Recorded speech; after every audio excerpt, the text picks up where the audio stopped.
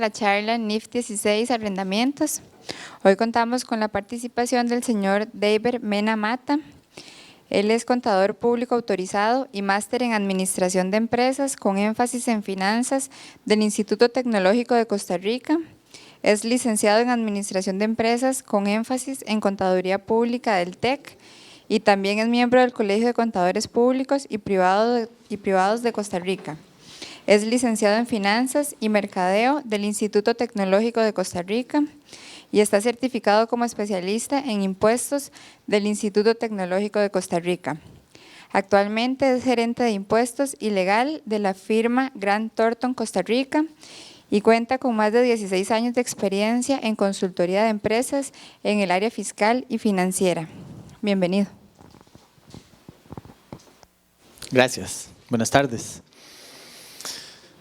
Bueno, hoy vamos a hablar un poquito de lo que es la NIF 16 de arrendamientos, que es una norma que tuvo un cambio, está sustituyendo a la que conocíamos antes como la NIF 17. Esta norma viene a reemplazar la NIF 17 y básicamente las principales diferencias que tiene esta norma con relación a la anterior tiene que ver con un tema de alcance de la norma, la determinación de lo que van a ser arrendamientos en cuanto a plazo y monto, lo que debemos entender por un concepto de lo que es arrendamiento, eso va a cambiar con la nueva norma, y los cambios a nivel de los registros del arrendatario sobre todo. Para el arrendante esta norma no genera ningún cambio con respecto a la NIF 17, básicamente esta norma le va a afectar a los arrendatarios, a los que hacen uso de los bienes arrendados. Básicamente lo que busca la norma es establecer que toda la información de reconocimiento, valoración y presentación de las operaciones de arrendamiento financiero sean congruentes, tanto desde el punto de vista del análisis de las operaciones que presentan las empresas. ¿Esto por qué? Porque todos sabemos que con las operaciones de leasing, bajo la regla NIF 17, nosotros aquí en Costa Rica tenemos varias figuras que manejan el tema de leasing y una de ellas es muy particular, que existe solo para efectos tributarios en nuestro país, que es el arrendamiento operativo en función financiera. Entonces, esa figura de leasing tiene un tratamiento financiero que es diferente al tratamiento fiscal. Entonces, quiere decir que esta norma lo que viene es a obligar a los arrendatarios a tener que reconocer en sus estados financieros activos y pasivos que antes se estaban reconociendo como gastos en los estados de resultados. Ahorita vamos a ver más adelante ejemplos de aplicación de esta norma. En resumen, básicamente lo que se pretende es reconocer y valorar y presentar los arrendamientos de las empresas y entre los principales cambios que tiene que ver en la contabilidad del arrendatario, como les decía, es el reconocimiento de activos y pasivos que antes no existían en el balance, a excepción de que hayan contratos con plazos menores a un año o montos inferiores o montos bajos. Caballero, disculpe la pregunta, ¿van a mandar la presentación vía correo? Sí, yo pienso que sí, para que pongan la atención y estos, ya ellos la tienen, nada más de que se lo remitan a la lista de las personas asistentes. Eso es para los arrendatarios, ¿verdad? Básicamente van a tener que reconocer activos y pasivos por esos arrendamientos y la única excepción va a estar en función del plazo de los contratos y el monto de esos contratos. Para los arrendadores se van a continuar registrando las operaciones bajo las figuras que establece la NIF 17, que son los arrendamientos financieros o los arrendamientos operativos, básicamente con las mismas reglas de la NIF 17, que ahorita vamos a repasar un poco eso. Esta norma tiene vigencia para entidades públicas a partir del 1 de enero de este año y para todas las demás empresas o entidades a partir de enero del 2020 máximo. Esto no quiere decir que ya la empresa que quiera aplicar esta norma a partir de este año ya lo pueda hacer, ¿verdad? Es importante tomar en consideración que la Administración Tributaria el año pasado emitió una resolución, que es la 29/2018, donde acoge nuevamente la adopción de las normas internacionales de información financiera para efectos tributarios, ¿verdad? Dentro de esas está esta norma, pero hay un tema particular. Para efectos de Costa Rica, lo que la resolución establece es que fiscalmente sigue aplicando el decreto de leasing que fue emitido en junio del 2006. Es decir, para efectos fiscales esto no va a cambiar absolutamente nada, solamente para efectos financieros. Eso es muy importante.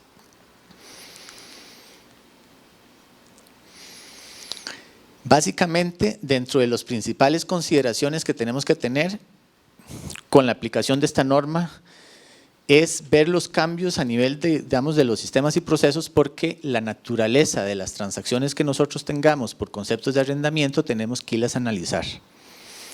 Pensando no solo en lo que conocemos nosotros como operaciones de leasing, ¿verdad?, que generalmente son las que estaban amparadas a los contratos de arrendamiento o contratos de alquiler puro y simples, sino contratos donde nosotros tengamos combinación de operaciones de alquiler de bienes con prestación de servicios incluidos.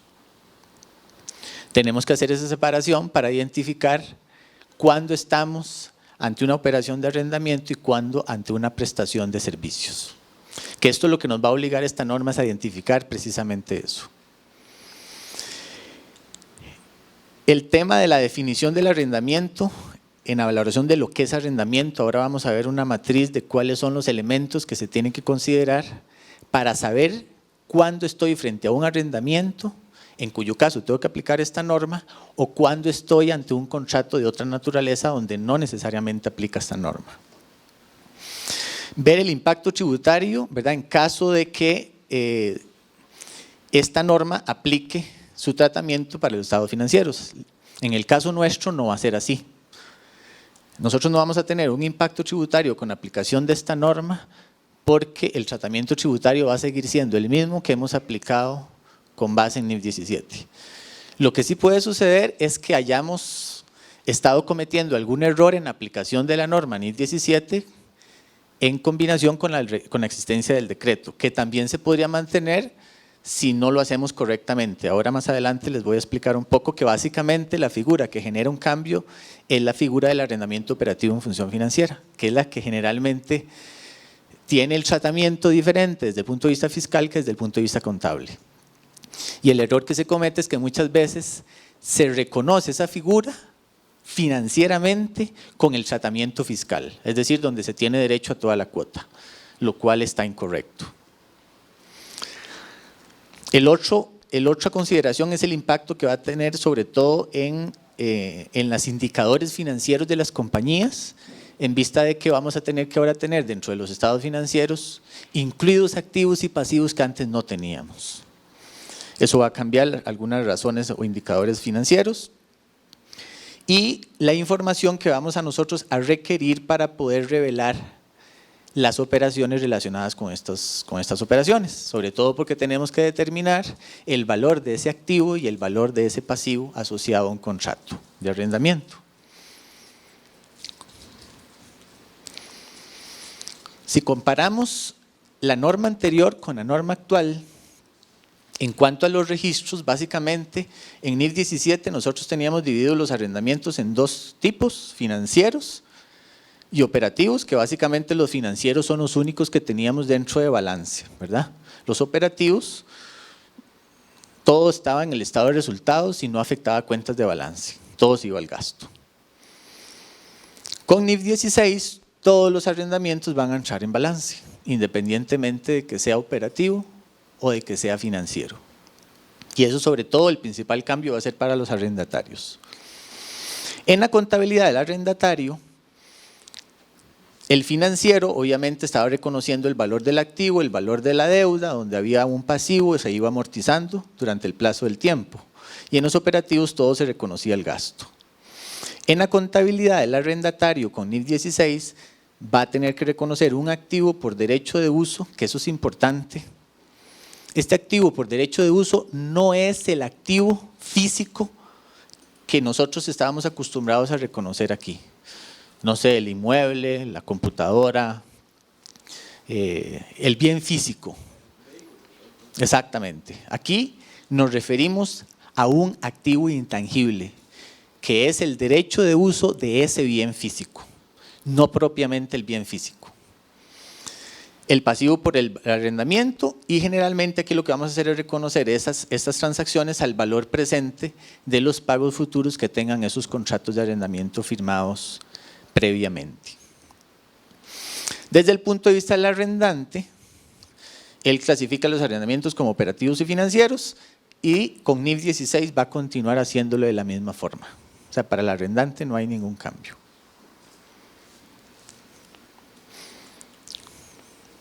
Si tienen alguna pregunta, por favor me interrumpen. Otros cambios tienen que ver en el caso, digamos, del modelo de control que existe a nivel contractual. En un arrendamiento, según el 17, era cuando el arrendador cedía un activo a cambio del pago de una cuota por un periodo de tiempo, ¿verdad? En este caso, para NIF 16, nosotros los tenemos que ir a evaluar es si ese contrato es un servicio o es un arrendamiento. Esa es la clave para nosotros identificar si tenemos que aplicar la norma o no. Y eso va a depender de si hay traslado del control del uso del activo.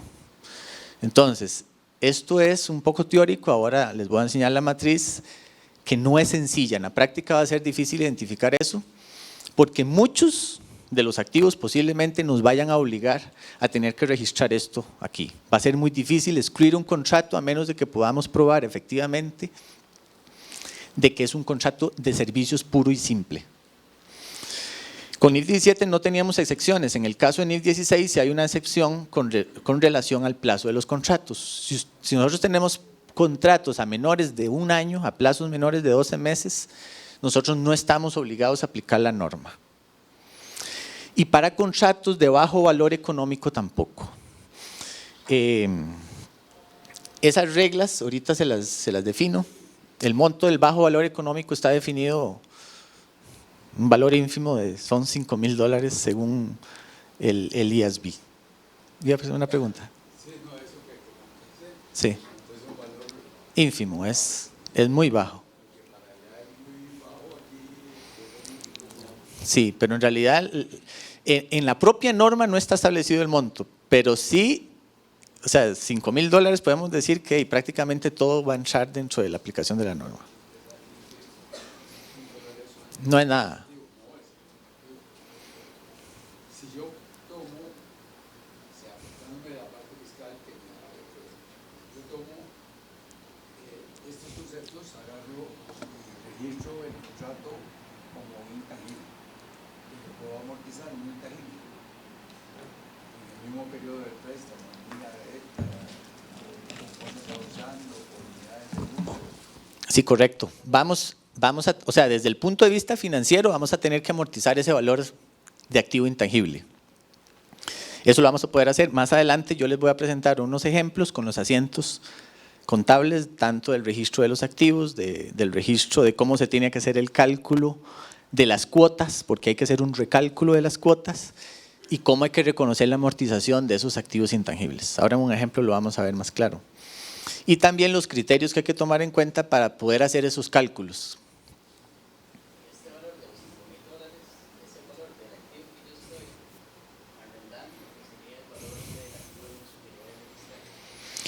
Es el valor del, vamos a ver, es el valor del contrato que yo tengo, exacto, porque es a valor presente. Entonces, si es un arrendamiento de una computadora, yo tengo que definir cuál es la cuota que yo estoy pagando de alquiler por ese contrato, y en función de esas cuotas es que yo traigo a valor presente ese monto para poder determinar ese activo intangible. Es el descuento, correcto, así es. En cuanto al tema de la depreciación, bueno, justamente a la pregunta del señor, bueno, nosotros hemos venido registrando aquí los activos de la depreciación conforme a las políticas normales de la depreciación de los activos, ¿verdad? Y aquí lo que vamos a tener es derecho a amortizar el valor del activo intangible que se va a hacer desde la fecha de inicio hasta el final de la vida útil del activo o hasta el final de la fecha del arrendamiento, lo que primero suceda. Entonces, dependiendo de eso, si yo tengo un contrato de un arrendamiento de un inmueble, de un edificio, a 10 años, sabiendo que un edificio se deprecia a 50, yo voy a amortizar el valor de ese contrato en el plazo del contrato, que es a 10 años, que es el menor entre los dos. Un poco para ampliar o para que nos amplíe ese concepto de valor de uso. Yo lo entiendo cuando, por ejemplo, estamos arrendando un edificio, como usted dice, de 50 años, lo estamos arrendando por los primeros 3 años y eso es lo que está. Entonces, no se va a reconocer un valor de un edificio ahí por el valor de esos 3 años. Entonces, realmente lo que estaríamos registrando es ese nuevo concepto. El valor de uso va a estar definido por el valor de ese contrato que usted estableció con el dueño del edificio por 3 años, que no tiene nada que ver con cuánto vale el edificio. Pero el concepto anterior de que yo estoy arrendando un activo que en términos generales yo voy a correr con la mayor parte de la vida útil, con los riesgos, con el mantenimiento, que era el otro concepto para establecer si era un arrendamiento financiero o operativo. Correcto. Entonces, ese tipo de leasing estaríamos manejándolo como el concepto anterior o... Vamos a ver, eso lo vamos a seguir manejando conceptualmente para efectos tributarios. No, pero para efectos financieros. Para efectos financieros, lo que nosotros antes teníamos como un contrato de alquiler de un edificio. Sí, esa parte sí, pero anteriormente, pongamos el caso de una maquinaria muy específica que sabemos que la vamos a mantener, que está en un leasing, pero Bueno, es que, ok, hasta casi que la mayor parte de la vida útil, sabemos que la vamos a tener hasta el final, pero contractualmente es un leasing. correcto. Financiero, digamos. Por eso, es que, vamos a ver, en ese caso, nosotros vamos a tener que ir a reconocer, en un caso como ese específico, ir a reconocer desde el punto de vista del arrendatario el activo con base en esta norma, con base en el derecho de uso, que prácticamente va a estar definido casi en iguales condiciones como lo hacíamos antes, solo que los registros y el cálculo va a ser diferente. Pero yo no es que voy a hacer, por ejemplo, en ese ejemplo que usted me ponía de una máquina muy especializada, de acuerdo a NIF 17, yo antes estaba obligado a reconocer el activo y a depreciarlo. ¿Ok? Ahora lo que la norma me dice, ese mismo contrato determine el valor actual de las cuotas de ese contrato y reconózcalas con base en un derecho de uso. Siempre un intangible y voy a tener derecho no a depreciar el activo físico, sino a amortizar el activo intangible. Sí, con lo que he ido conversando, como que me tengo una duda. Entonces, aquí hay una contabilidad fiscal y una contabilidad financiera. Yo le diría que es una sola contabilidad con un registro auxiliar para efectos tributarios. Para no decir que es doble contabilidad. La pregunta es esta, porque si entonces en la fiscal siempre se va a llevar la línea recta desde un arrendamiento operativo, a gasto. En la financiera hay que hacer el registro del pasivo y el registro del intangible. Sí, señor. Eso es lo que dicen pocas palabras. Correcto. Solo que vea, eso hoy de por sí en NIF 17 nos obligan a hacer eso. O sea, eso no debería ser un cambio, porque hoy ya lo tenemos que estar haciendo. ¿Ok? Entonces, digamos que, por eso yo digo que eso no es un cambio si lo estamos haciendo correctamente. ¿Ok?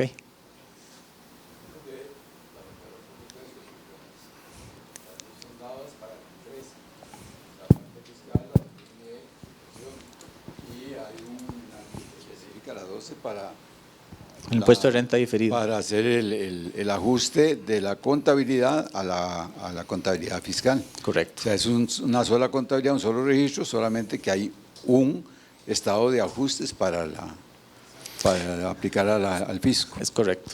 Pero digamos, yo también le entiendo al compañero en que, y sobre todo, tal vez estamos del lado de una empresa que es la arrendataria, pero yo también del lado de una arrendadora, si no se lleva un registro auxiliar de cada operación individualmente para efectos tributarios, conciliar eso es bastante difícil, ¿verdad? Porque si uno tiene 2 o 3 contratos, se le complica hacer la conciliación, imagínese usted con una contabilidad de 1000, 2000 contratos. Pero digámoslo, esto es un registro auxiliar para efectos fiscales, ¿verdad? Pero la contabilidad parte de la base de la contabilidad financiera. Ok. Básicamente, dentro del alcance de la norma están, o sea, todo tipo, digamos, de arrendamientos de activos. Básicamente está limitado o excluye de esta norma todo lo que tiene que ver con bienes de explotación de minerales, petróleo, gas natural, lo que son concesión de servicios, que va a estar de acuerdo, regulado con acuerdo con la CINIF 12, de acuerdos de concesión de servicios, que es otra norma diferente. Licencias de propiedad intelectual está excluido, o sea que si yo tengo contratos por conceptos de licencias de propiedad intelectual, yo no tengo que aplicarle la NIF 16. Si tengo contratos relacionados con activos biológicos, ahí voy a aplicar NIF 41, no le aplica NIF 16. Y derechos mantenidos bajo acuerdos de licencias, parecido a este. Estos son ejemplos de los que van a estar excluidos de la aplicación de la norma NIF 16. Para cualquier otro tipo de contrato, donde haya de por medio un arrendamiento, vamos a tener que registrar o reconocer la aplicación de la NIF 16. ¿A quién va a afectarlos? A todas las compañías. En realidad, yo creo que no hay ninguna que no, desde públicas, privadas y diferentes actividades, porque bien que mal todas al menos van a tener una operación de arrendamiento de una oficina, de un equipo, de una máquina. Realmente creo que no va a haber compañía que no se vaya a ver afectada por esta norma.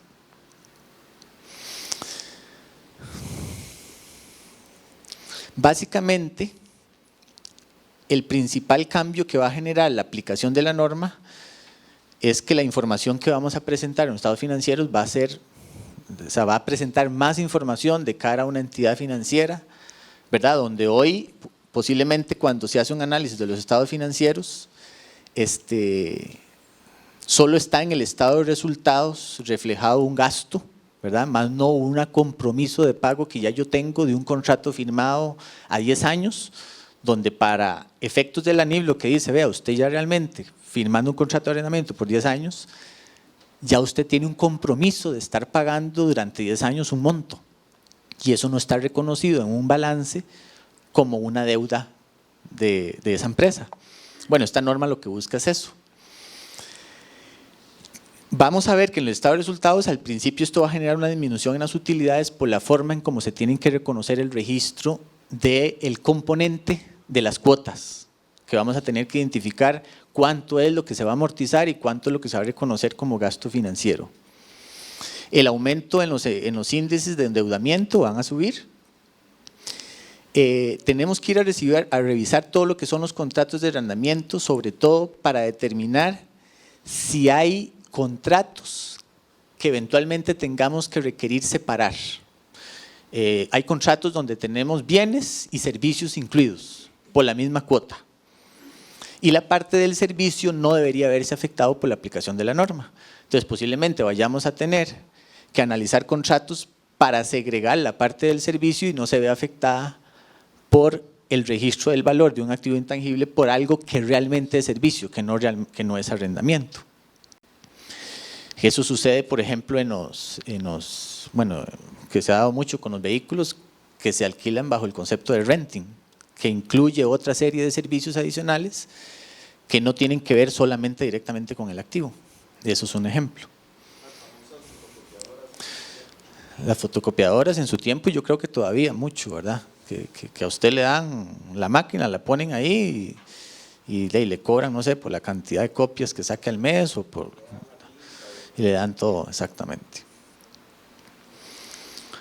Y para efectos de lo que son toma de decisiones a nivel estratégico y financiero, ¿verdad? Para analizar en qué casos de una compañía toma una decisión, ya sea de adquirir un activo si fuera el caso, o de cambiar la naturaleza de algún contrato si fuera posible.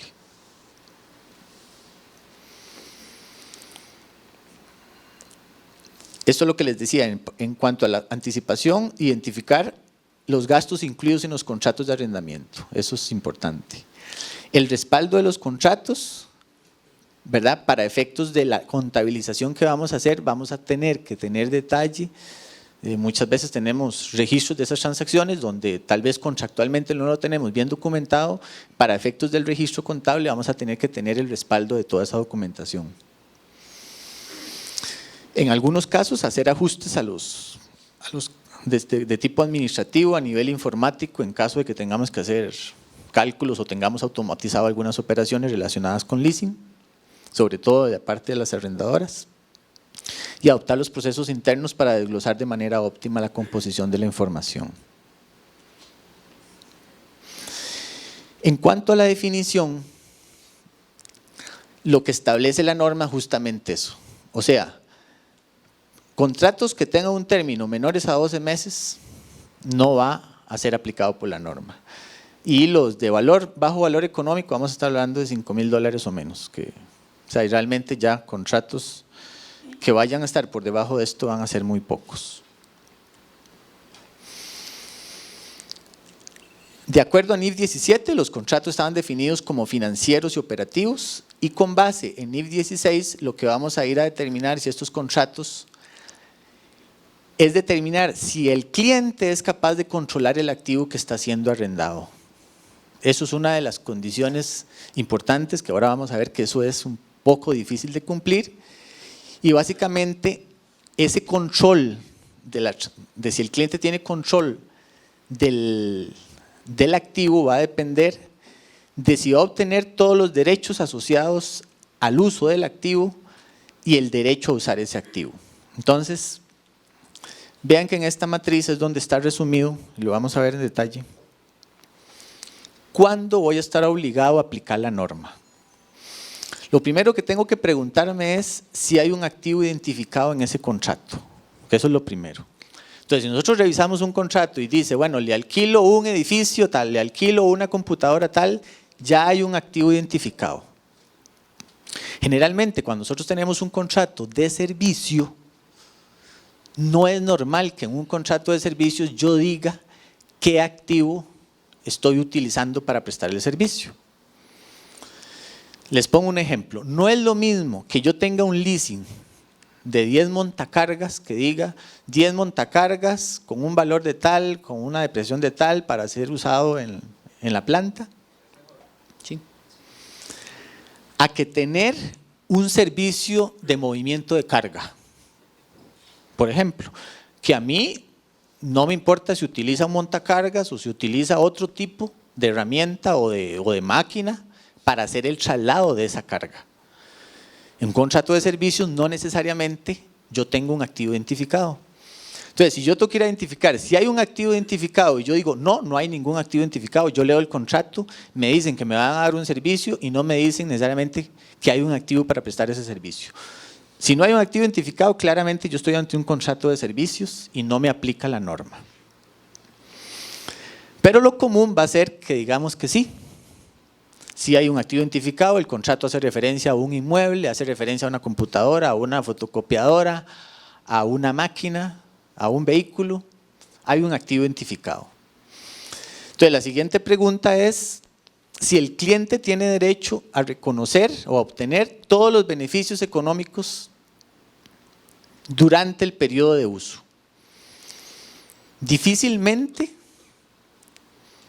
alguien que tenga un contrato no va a tener un beneficio derivado del uso del activo, ¿verdad? Sería como contradictorio. En fin, en la norma está establecido que si yo tengo un activo identificado, pero yo no gozo de ningún beneficio del uso de ese activo, estaría ante un servicio. Pero generalmente en los contratos, si hay un activo identificado, el arrendatario sí va a tener derecho a obtener los beneficios de ese activo, ¿verdad? Del uso de ese activo.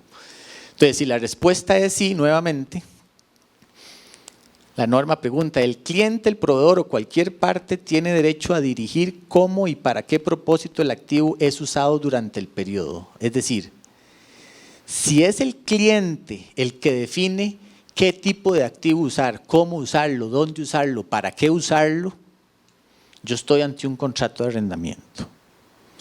Pero si es el proveedor, yo estoy ante un contrato de servicios, que es lo que les decía ahora. Yo necesito transportar no sé, un material de un lugar a otro.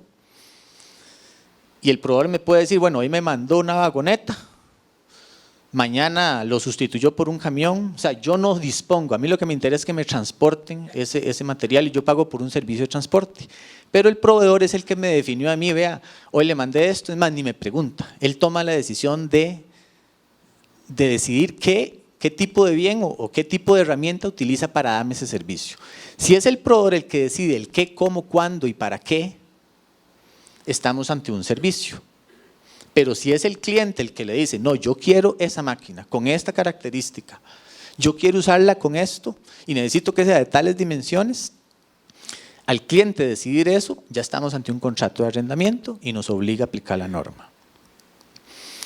Y aún así la norma dice, y diga que no es ni el cliente ni es el proveedor el que define eso. Bueno, yo no sé quién sería, pero aún así pregunta, ¿el cliente tiene derecho a operar el activo durante el periodo de uso sin que el proveedor tenga derecho a cambiar las instrucciones?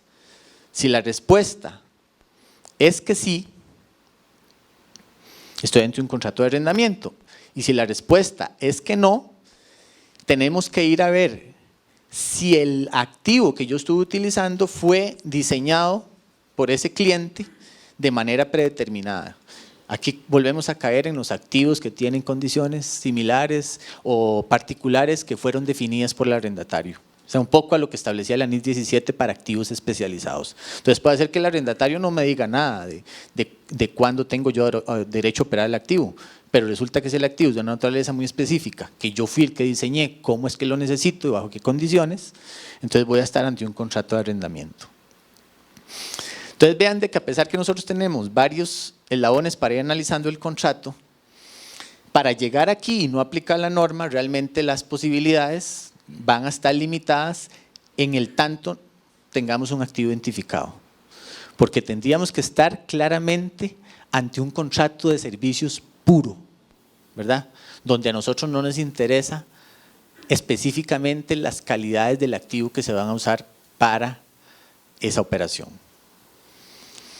Entonces, partiendo de esta base, cada vez que estamos en un contrato de arrendamiento vamos a estar obligados a aplicar la norma.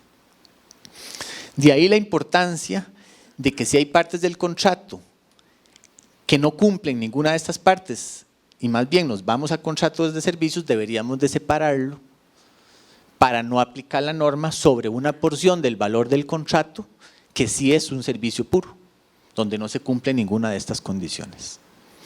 Y en algunos contratos eso pueden ser montos importantes, ¿verdad? Entonces eso sí puede beneficiar el que en un estado financiero no se refleje el valor de una deuda que no existe realmente. En cuanto al registro contable, en la parte del arrendatario,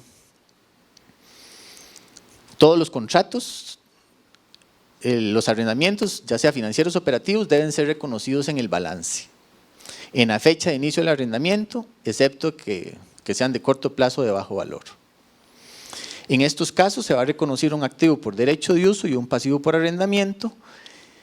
Ese activo por derecho de uso va a ser el importe del pasivo por arrendamiento y el pasivo va a ser el valor presente de las cuotas pagaderas a lo largo de la duración del arrendamiento.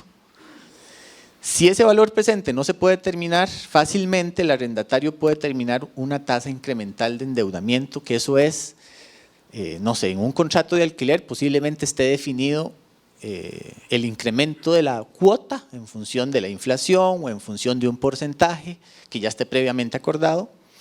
Si no está establecido, nosotros tenemos que ir a definir otro tipo de indicadores que ya tendríamos que irnos, no sé, a variables de carácter macroeconómico para poder hacer una proyección de cuáles van a ser los incrementos que podrían tener esas cuotas en el futuro.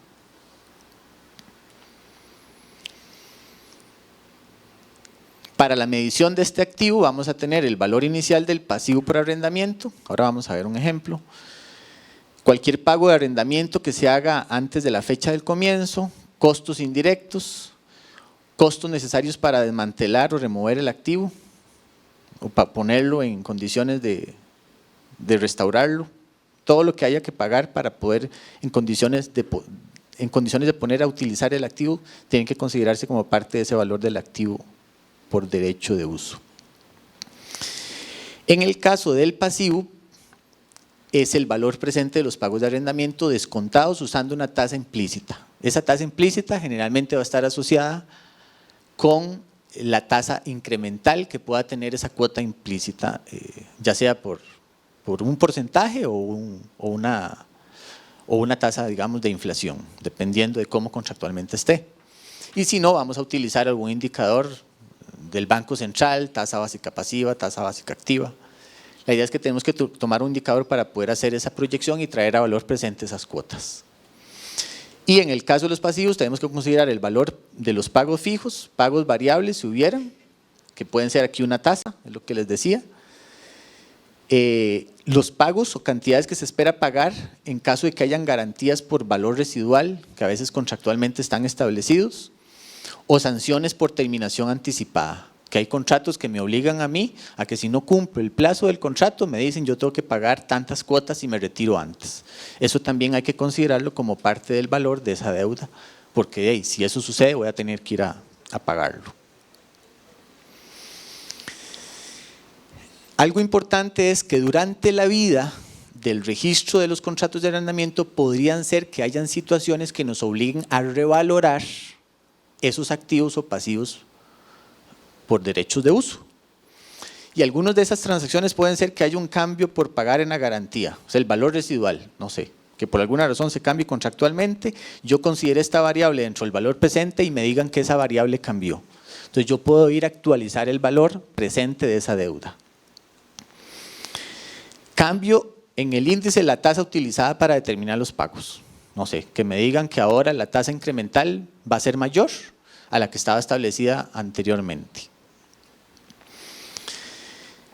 Cambio en el periodo de cancelabilidad del contrato, ya sea que me lo extiendan o que me acorten el plazo del contrato. Eso también va a afectar el valor actual de ese activo y pasivo. O un cambio, por ejemplo, en contratos que hayan opciones de compra del activo subyacente. Esto se refiere a activo subyacente es a que haya un contrato donde el arrendatario tenga posibilidad en algún momento de adquirir el bien físicamente y me digan que esa opción de compra va a cambiar. Entonces, en esos casos yo tengo que ir a revalorar ese activo y pasivo en ese periodo donde surja este cambio. En la presentación de los estados financieros, nosotros vamos a tener en el estado de resultados un gasto financiero por intereses y un costo de amortización por el activo derecho de uso, que es el activo intangible. Eso en resultados.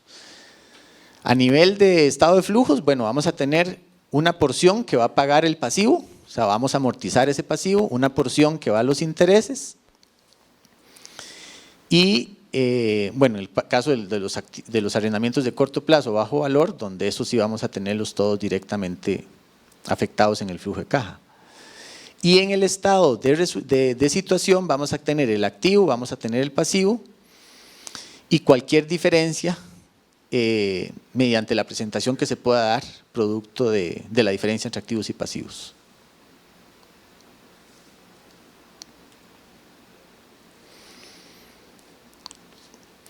En cuanto a la revelación de la información, vamos a tener cargos por depreciación de activos por derechos de uso, que esto es la amortización, los intereses, bueno, son los arrendamientos de corto plazo, los arrendamientos de bajo costo, los arrendamientos que no estén incluidos en la medición del pasivo de arrendamiento, estos serían todos los gastos relacionados de servicios que no forman parte del valor del activo que se trajo a valor presente.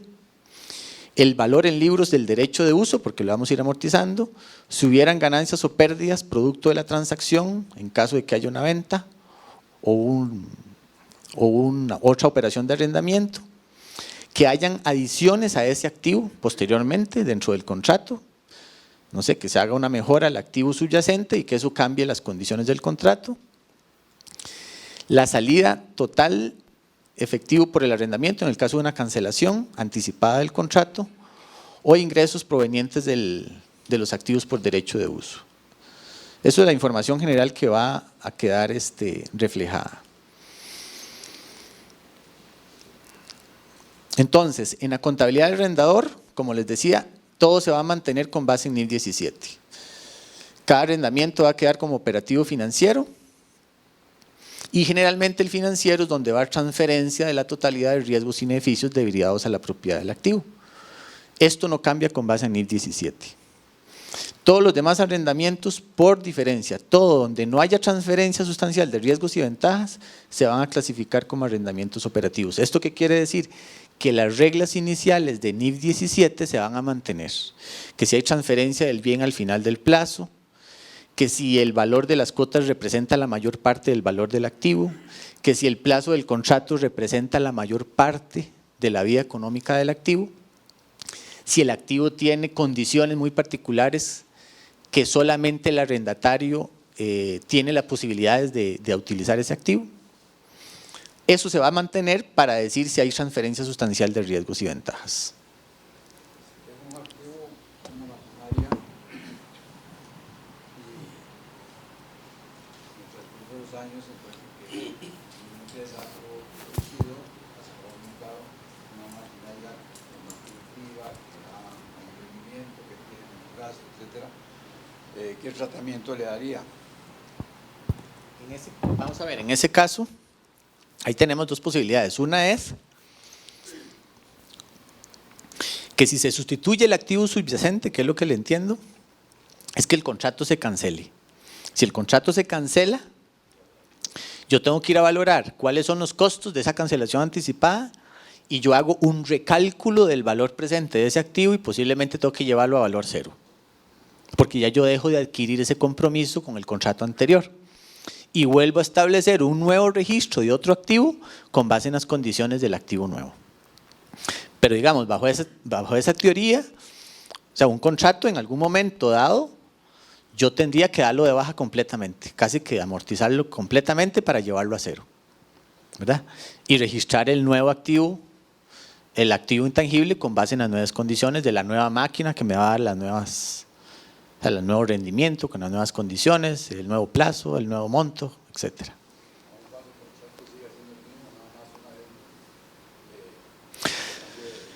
Sí, lo que pasa es que me imagino que sí van a cambiar, o sea, posiblemente sea un adendum bastante grande porque va a cambiar el activo, porque va a ser otro, el plazo va a ser mucho mayor, porque le va a extender la vida útil a ese activo y posiblemente las cuotas también. O sea, casi que va a ser un cambio sustancial al contrato anterior. Aunque se haga vía adendum, ya estoy yo en posibilidades de poder justificar, de acuerdo a esa documentación, de que el anterior contrato que yo tenía cambió totalmente sus características originales.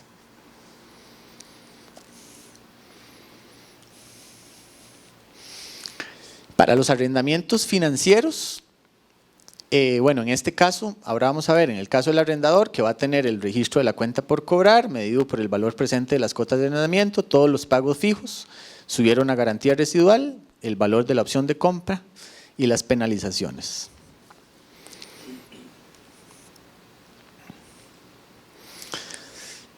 Y en el caso de los arrendamientos operativos en el arrendador, todos se van a reconocer como un ingreso en forma lineal, como se ha venido reconociendo, ¿verdad? Todo como un ingreso de alquiler. Y solo en caso de que haya una modificación en el arrendamiento operativo por uno nuevo, a partir de la fecha de modificación de ese contrato, pues se va a registrar esa modificación en el contrato. Pero este es el simple contrato de arrendamiento puro y simple que todos conocemos, donde el arrendador sí va a reconocer un ingreso cada vez que recibe la cuota. La presentación de estados financieros no va a cambiar. Básicamente en el estado de posición financiera va a estar de acuerdo con la naturaleza del activo subyacente. En este caso se van a tener que divulgar en notas a los estados financieros, ¿verdad? Sobre todo para los usuarios, para evaluar los efectos que podría tener en este caso un contrato de este tipo, ¿verdad?, en los estados financieros de los clientes. En los estados auditados posiblemente haya que hacer referencia a una nota en cuanto a la aplicación de la entrada en vigencia de esta norma, porque obviamente eso va a generar un cambio a la hora de comparar los estados financieros el año de inicio, ¿verdad?, porque en el año previo no vamos a tener registradas estas operaciones. Implicaciones financieras y fiscales.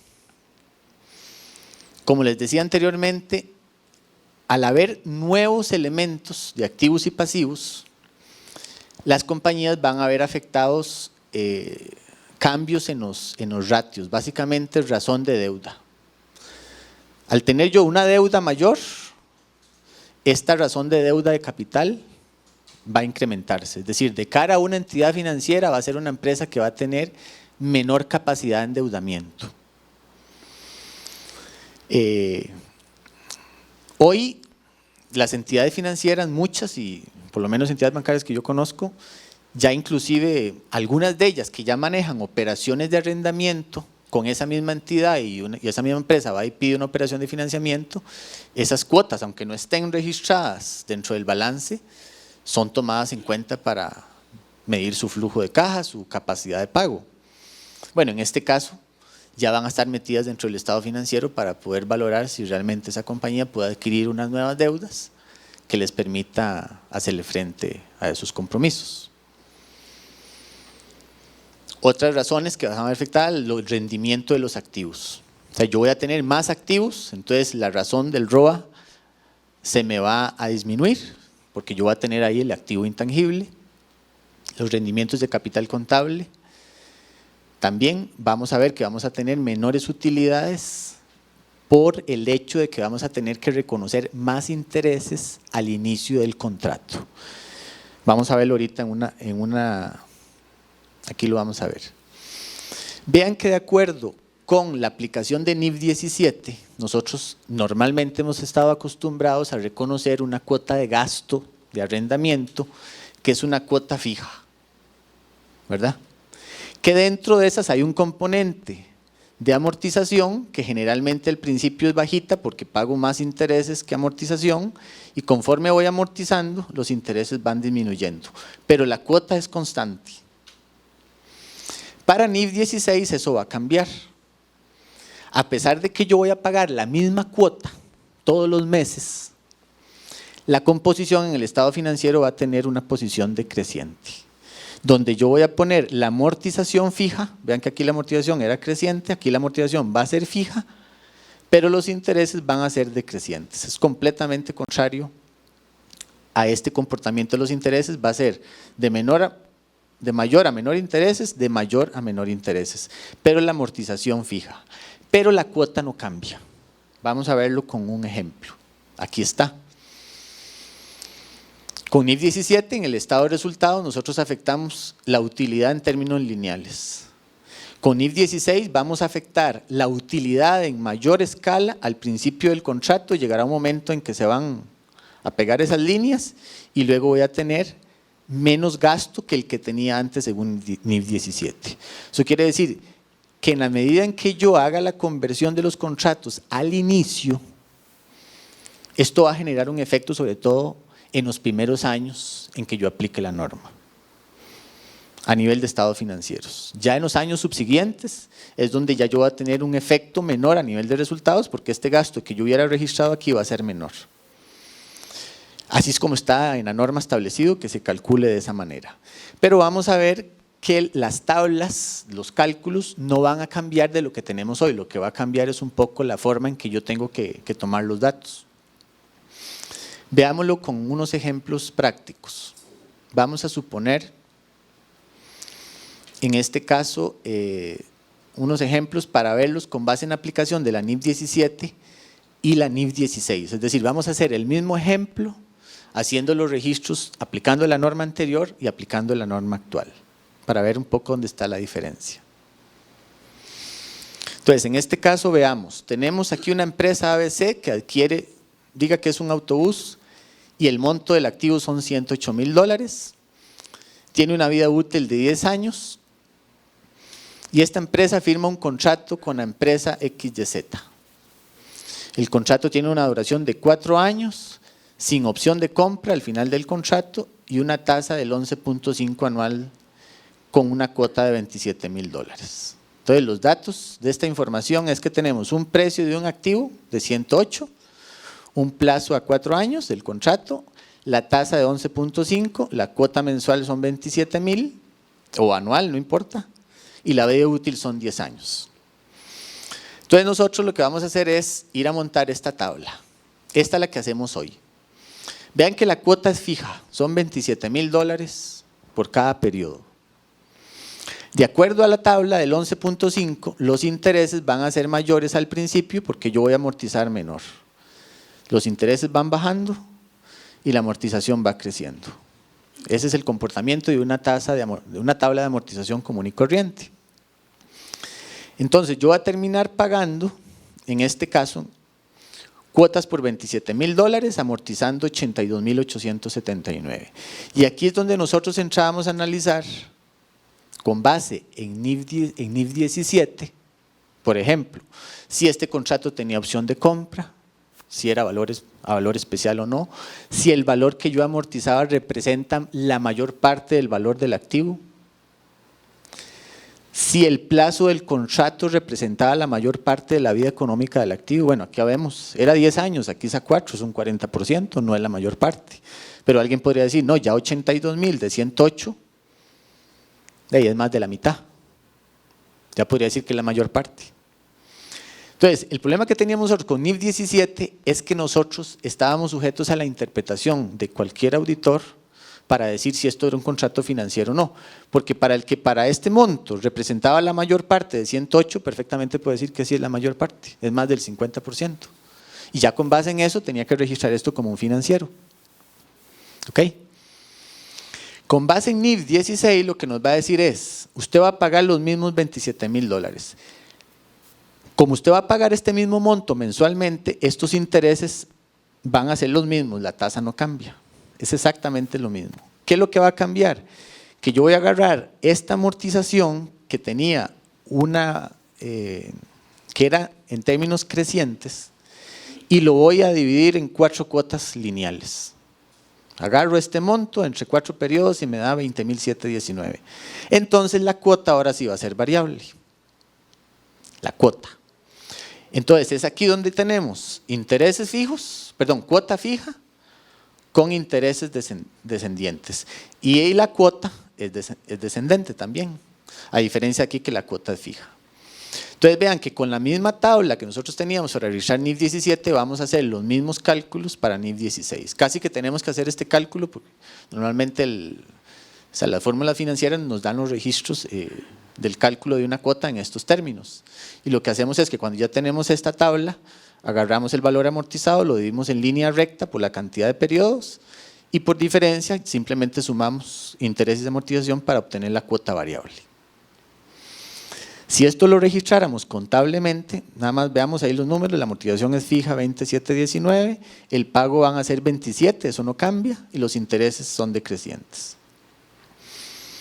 Entonces, en un arrendamiento, el arrendatario operativo, si esto fuera operativo, con NIF 17, el arrendatario registraba un gasto de alquiler contra bancos, eso es lo que registraba, $27,000 todos los meses. Pare contar, eso era todo. Ese era el registro contable.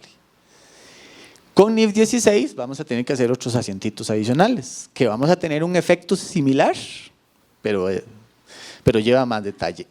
Yo tengo que ir a registrar el activo por el derecho de uso contra el pasivo por arrendamiento, y eso lo voy a registrar por el valor presente de las cuotas que van a ser lo que yo voy a amortizar, estos 8,879. Entonces aquí está registrado. El activo por derecho de uso con el pasivo es el primer registro el año 1. Posteriormente yo tengo que ir registrando los intereses, que vea que son descendientes, son estos mismos que están aquí, cada mes. Gastos de intereses contra el pasivo por arrendamiento. ¿Ok? Y al final de cada mes yo voy a amortizar ese pasivo de arrendamiento contra el efectivo, lo que voy pagando, los mismos $27,000. Eso no cambia, sigue siendo lo mismo. Y el registro adicional es que yo tengo que ir a amortizar este activo por derecho de uso, que lo voy a hacer en línea recta. Gastos de amortización contra la amortización acumulada, que es como registrar la depreciación acumulada, pero es la amortización, por el valor en línea recta del valor presente de ese activo. Entonces, al final del plazo, si nosotros viéramos esto, al final del año 4, yo terminé registrando exactamente esto mismo que está aquí, esto por gasto, esto fue lo que amorticé, aquí lo voy a meter vía amortización, aquí vía intereses. Y aquí yo lo tenía todo vía gasto. ¿verdad? Entonces lo que cambió es que yo financieramente, yo sí estuve reflejando durante la vida del contrato que yo tuve un activo y tuve un pasivo que se fue moviendo en el tiempo. Y este activo y pasivo va generando un valor en libros, esto va rebajando el valor en libros y me va dando un valor actualizado. Si a un año X ese contrato cambia de condiciones, yo voy a hacer esto mismo, a revalorar esto con base en las nuevas condiciones. Y yo voy a hacer aquí un ajuste para determinar si ese valor en libros está pegado al valor que tiene el nuevo contrato. La amortización del pasivo. Ajá. Son 27.000 por 4 años, te va a dar 108.000, pero tienes registrado el pasivo por 82.000. Sí, pero aquí está también registrado. Aquí está el pasivo por 80. ¿Ah? Aquí está por 82 y aquí se le va sumando al pasivo los intereses. Si vos sumas esto más esto, dan los 108.000, que es lo que vas a amortizar aquí con 4 cuotas de 27. Ok, eso si fuera operativo, en el caso del arrendatario. Bueno, en el arrendador, él va a registrar un bancos contra ingreso por alquiler 27. En principio esto es lo que él debería hacer y no más. Listo. Solo que si él quisiera aplicar la norma tal cual, pues va a ser exactamente lo mismo. Va a registrar un arrendamiento por cobrar contra el activo fijo. Aquí estaríamos partiendo de que casi que es de un financiero. Por eso les digo que normalmente va a ser este registro únicamente. Esta parte de los intereses como arrendamientos por cobrar contra ingresos por intereses y luego bancos contra arrendamientos por cobrar. Aquí la diferencia es que en realidad igual se va a reconocer el mismo monto de ingreso, pero la realidad es que el arrendador no está obligado a hacer esto. Él puede seguir registrando esto como un contrato de arrendamiento operativo porque el arrendador no va a estar obligado a aplicar la norma. Si este contrato fuera financiero, no operativo, vamos a verlo, es parecido. Estamos hablando de otro activo, una excavadora que se deprecia a 7 años, vale $90.000. El plazo son 4 años y tiene una opción de compra, a diferencia del anterior. El anterior, vean que era un contrato puro y simple. Como este es un financiero, tiene una opción de compra.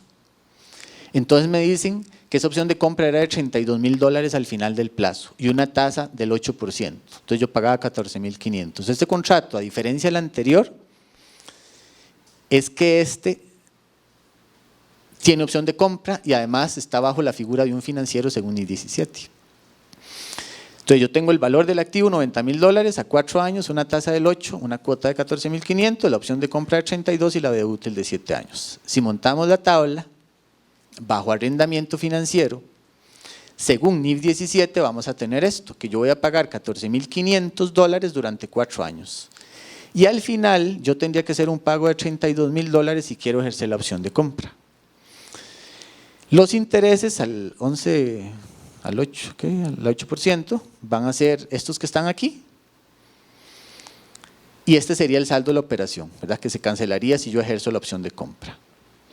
Entonces vean cómo con NIF 17 yo tengo una cuota fija, pero tengo un valor al final que va a ser la opción de compra.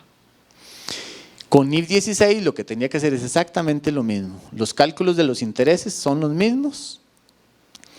Agarro el valor de los intereses son los mismos, estos están acá. La amortización, agarro la amortización, la divido en 4 periodos, que es el plazo del contrato y le sumo el valor de la opción de compra. Ahí tengo el valor de la amortización, el valor de lo que voy a amortizar y aquí tengo la cuota variable, que van a sumar los mismos $90.000. Entonces los registros van a ser exactamente igual. En este caso el arrendatario, con NIF 17 iba a registrar, acuérdense que en el anterior, como era en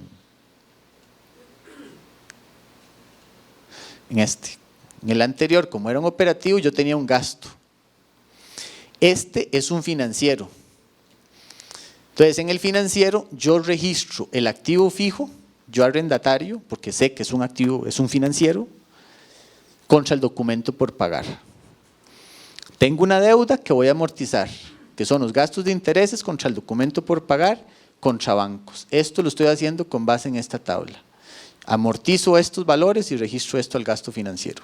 Esto es un el típico arrendamiento financiero que sí está dentro de los estados financieros como una deuda y el activo normalmente. Pero con NIF 16 nos obliga a hacer el cambio, nos obliga a llevar el activo por el derecho de uso, que es este mismo valor, ¿verdad? Los gastos de intereses contra el pasivo por arrendamiento, amortizo ese pasivo por arrendamiento contra efectivo todos los meses por el mismo monto y registro la amortización del valor del activo por derecho de uso por los 9,000 en términos lineales. Entonces aquí hay un cambio simplemente en la composición de la cuota.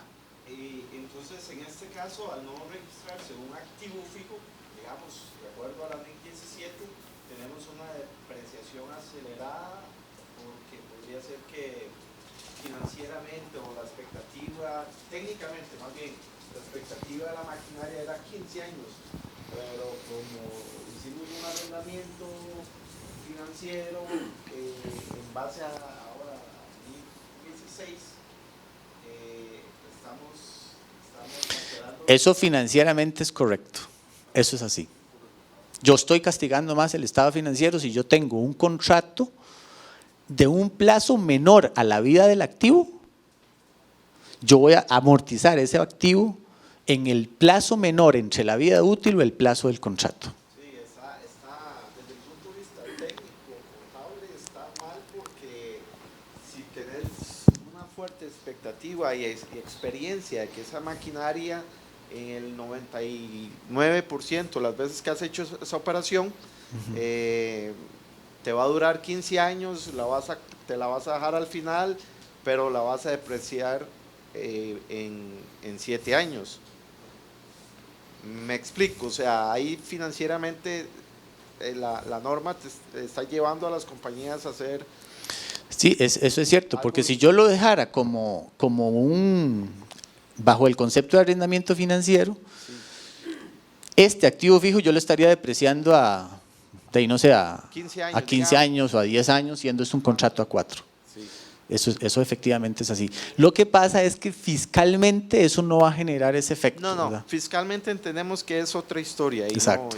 Pero la norma… Pero financieramente sí va a haber un impacto Sí. a nivel de resultados, porque a mí me van a obligar a pasar por gasto el valor presente de ese activo en menor tiempo. Y contradice un poco, tal vez, si lo quisiéramos ver, la norma sobre activos fijos, ¿verdad? Que establece… Claro, que sea de la vida económica del activo, correcto, exactamente. o sea, ahí se está contradiciendo. Sí, eso es cierto.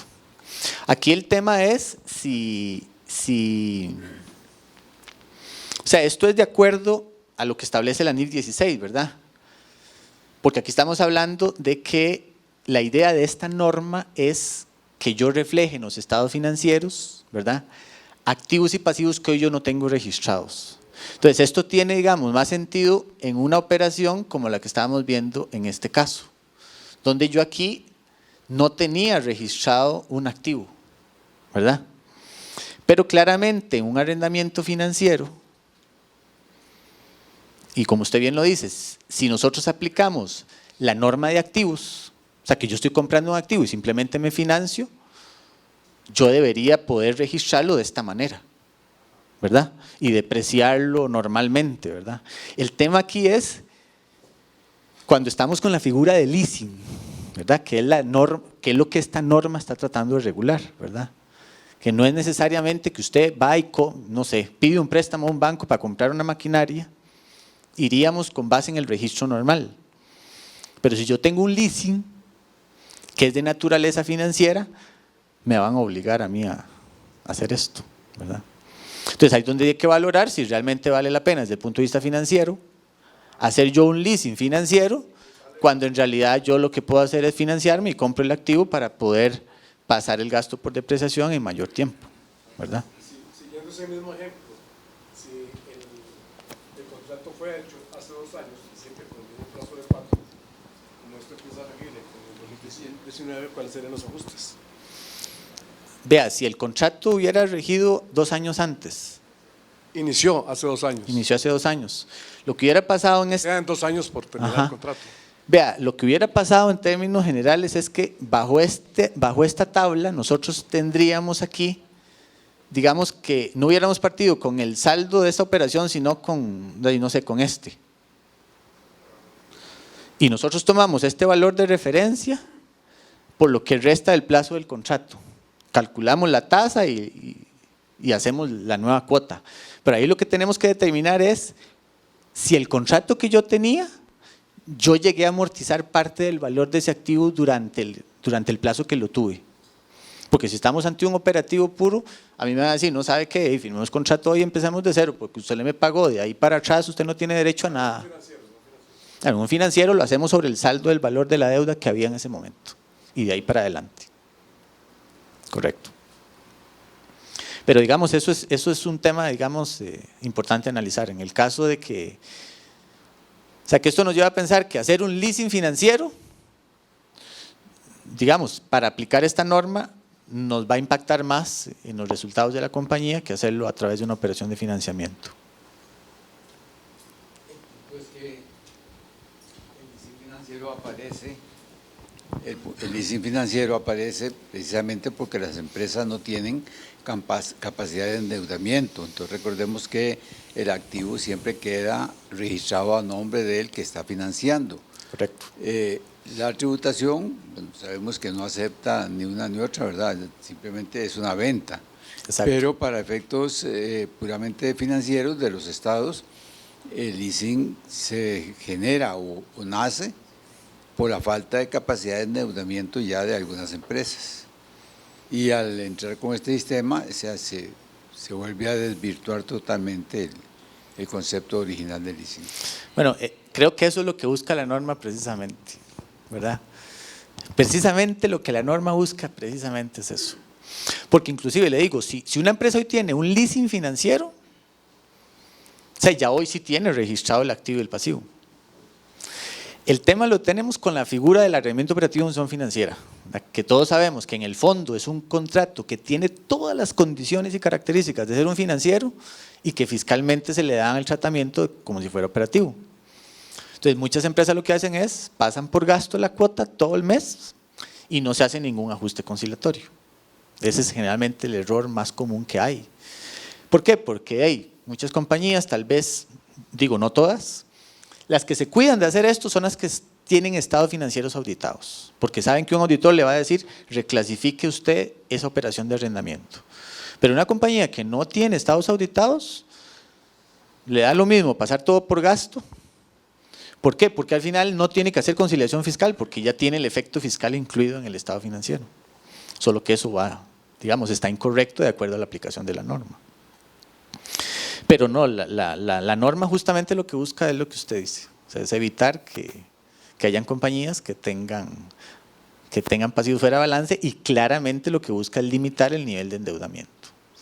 Pues también un poco tener, digamos, abierta la información para que sea más transparente el comparar esa información financiera para efectos de inversionistas que quieran, ¿verdad? Pensando en una compañía de capital abierto, ¿verdad? Que es mucho más transparente tener esa operación bien revelada. Lo que les decía, para finalizar, nosotros en Costa Rica, si bien es cierto, esta norma la vamos a aplicar, vean que sí hay un impacto a nivel de estado financiero claramente, de cara a una entidad financiera, una compañía se puede ver limitada, aunque les digo, no sé, muchas entidades financieras ya hoy, dentro del análisis de cliente que les piden, les dicen si esas compañías tienen operaciones de leasing, ¿verdad? Y hay algo tal vez importante, que tal vez no todos lo conocemos, pero las entidades financieras cuando hacen los análisis, a pesar de que yo vaya a tener un leasing operativo, hay algo que generalmente los arrendatarios no conocen o no les afecta directamente, pero sí. O sea, me refiero a la información que maneja una entidad financiera cuando hace los análisis de crédito a una compañía, aunque no tenga estas operaciones en balance.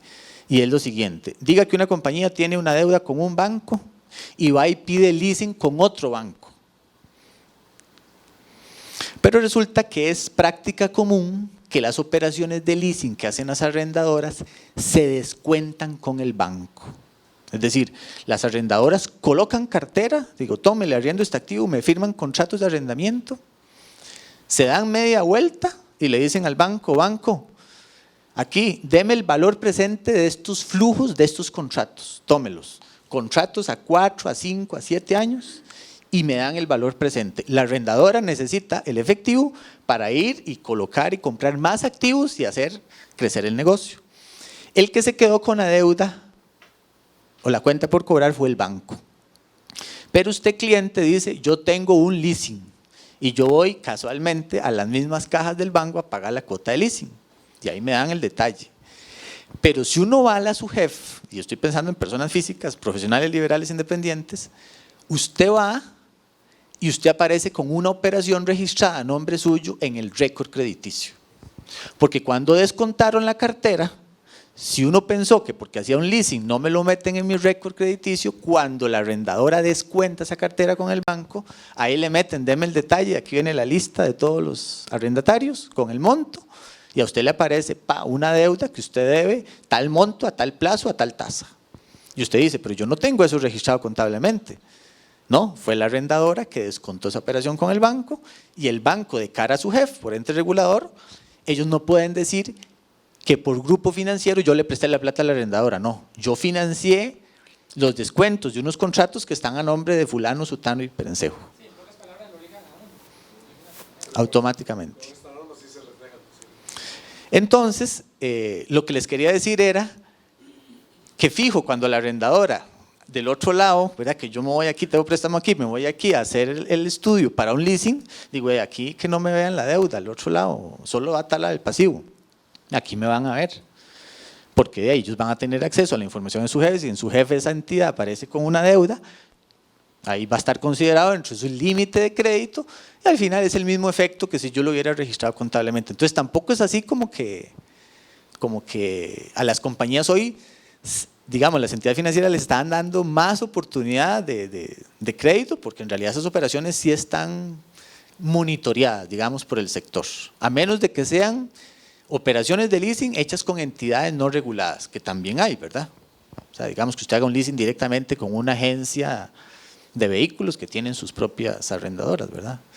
Pero si lo hacen a través de una arrendadora que pertenece al grupo financiero, digamos que eso no va a afectar realmente para efectos de la limitación del crédito o el acceso al crédito. Estrictamente se está reconociendo el compromiso. Exactamente. O sea, ya prácticamente se están uniendo todos los elementos para que las cosas queden tal cual realmente están sucediendo.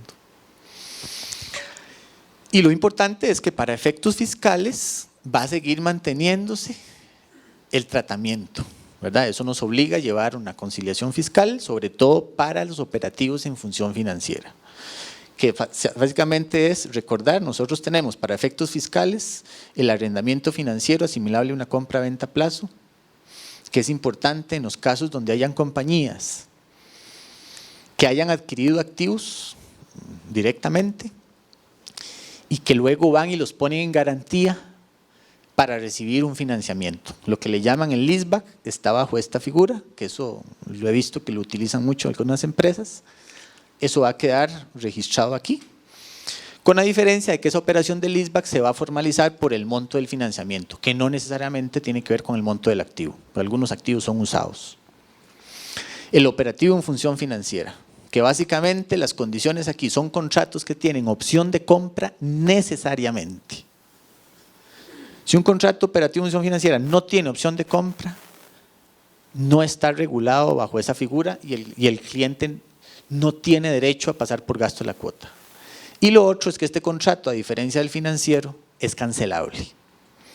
El cliente puede decirle al arrendador, ¿sabe qué? Tome el activo, cóbreme la penalidad que tenga que cobrarme y yo no lo alquilo más.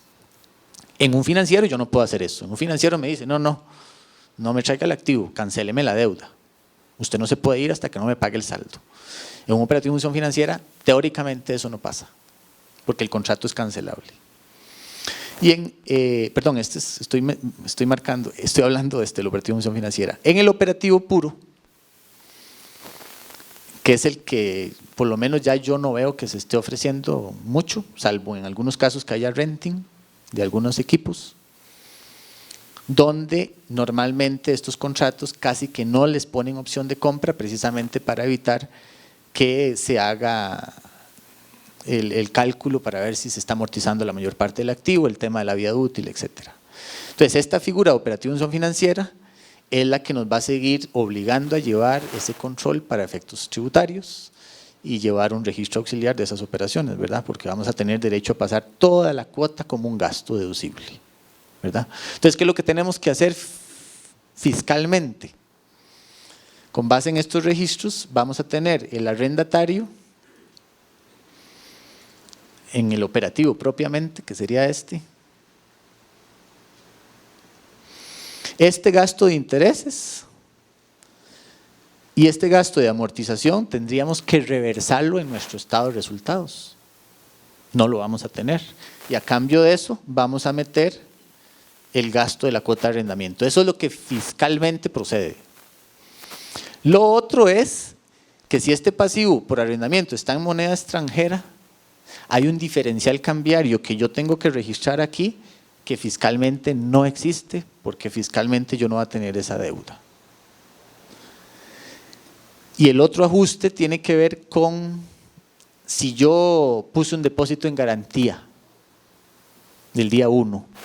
Ese depósito en garantía fiscalmente yo lo tengo como una cuenta por cobrar. Y si está en dólares, tengo que reconocer el diferencial cambiario fiscalmente de esa cuenta por cobrar, que financieramente no existe. Ese depósito no existe. Ya está rebajado del valor del pasivo. ¿Ok? Entonces, esos serían, digamos, los elementos que habría que tomar en cuenta para efectos tributarios cuando hagamos la conciliación fiscal de esta figura, que es la que genera el tratamiento diferenciador. Entonces, digamos que para efectos del fisco, la norma NIF 16 no va a tener incidencia de momento. Una última pregunta, por lo menos de mi parte. En NIF Pymes, este tema, ¿cómo se trata? ¿Es parecido a lo que estábamos acostumbrados o de leasing operativo, leasing financiero? Sí, señor. En realidad no debería haber ningún cambio con respecto a la pymes. Se trataría exactamente igual. Que debería ser la norma que el colegio debería impulsar para olvidarnos, bueno, no olvidarnos, porque… Digamos, para que no le aplique las… No tanto solamente por la NIF, sino porque, digamos, estamos claros que la mayoría de las empresas en Costa Rica ya entran dentro del nuevo régimen que el colegio amplió, ¿verdad? Claro. Que son las empresas que no están en bolsa, entonces debería estar impulsando principalmente la NIF Pymes, ¿verdad? Sí, claro. Sí, efectivamente. De hecho, también algo importante con respecto a esta norma, vean que, bueno, yo no sé si ya hay alguien que esté aplicando esta norma este año. En principio, empresas públicas deberían empezar a aplicar, pero yo no sé cuál empresa pública está aplicando NIF en este momento. La verdad no sé. Empresas privadas sería a partir del 1 de enero del año entrante. Y generalmente, cuando salen normas nuevas, suceden cosas en la práctica que llevan a ciertas modificaciones posteriormente, ¿verdad? Entonces hay que ver tal vez el impacto que pueda tener eventualmente en pequeñas y medianas empresas, que eventualmente haya normas que comiencen a sacar los INIF y las aclaraciones a las mismas normas para ver cómo se va poniendo en la práctica. Que eso no lo vamos a empezar a ver hasta el año entrante cuando se comience a aplicar, ¿verdad? Porque a una pequeña empresa esto sí le va a impactar significativamente, ¿verdad? No sé si alguien tiene alguna otra pregunta.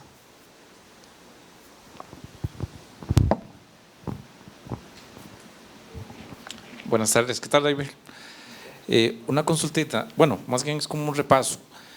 Con relación a esta NIF 16, entonces estamos claros de que la NIF 17, que era antes el registro operativo financiero, viene a reemplazarse ahora con la NIF 16. Sí, señor. Pero volvemos otra vez a poner como un auxiliar contable, es de llamarlo, lo que es el decreto de la tributación, ¿verdad? Sí, señor. Por un tema de reflejar lo que la tributación pide y llevar nosotros también un poco de la aplicación de NIF 16. Sí, Ahí estamos claros. completamente. De hecho, con la última resolución que sacó tributación el año pasado, que es una confirmación de la resolución 5201, que era del año 2001, Ajá. el año pasado con la 29-2018 se ratifica expresamente que para efectos de NIF 17, NIF 16, aplica fiscalmente el decreto 32876H, Que es el mismo que siempre ha estado. que es el mismo que siempre hemos tenido. Ok. Entonces, se mantiene en esa parte. Sí, exactamente mantiene la misma línea. Otra vez. Exactamente.